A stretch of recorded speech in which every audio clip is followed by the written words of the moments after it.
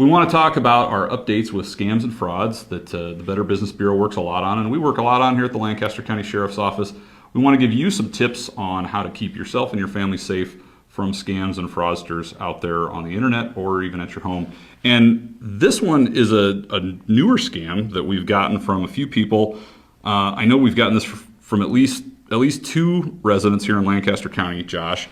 And sometimes we have scammers that try to incite some fear, but this one is a little bit of a twist on the fear. They're getting a little bit more aggressive with this person, and they're saying, I know where you live, and they're quoting this person's phone number, their address, and we see this sometimes with youth with these sextortion things on Instagram or things, but this is basically telling the person that they've been clicking on some questionable websites, maybe some pornographic material, trying to just ramp up that fear thing, and then sending someone a picture of their property and threatening them into sending some money. So what are some tips, or where can people go to maybe vet some of this information or see if they're running into a scam or fraud and see if someone else has seen the same thing? Well, in this case, they were communicated with by email, right? So you can check the subdomain and see if that's something where it matches maybe the correspondence you're receiving, if someone's pretending to be a government agency or an individual person. You can cross-reference some of that information. That could be really helpful.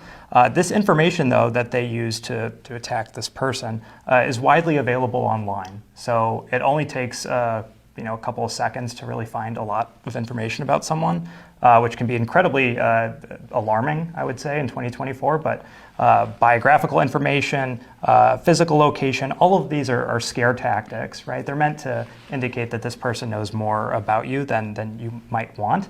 But the reality is that that information is widely available online. So even though this sounds very threatening, the reality is this information could have just been pulled off a cursory search. So it's always best to not act on that. Yeah, so this picture could be one that's just pulled from Google Maps or Google Earth, and it's a good way to incite that fear and cause someone to do something they don't want to do. And I would say in every single scam type that we monitor, that you monitor, fear is a consistent, right? Every single scam type is bucketed around how this is going to incite you to make a decision.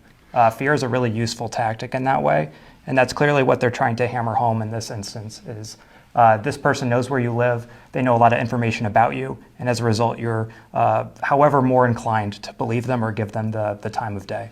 Check out bbb.org, get in contact with your local law enforcement agency.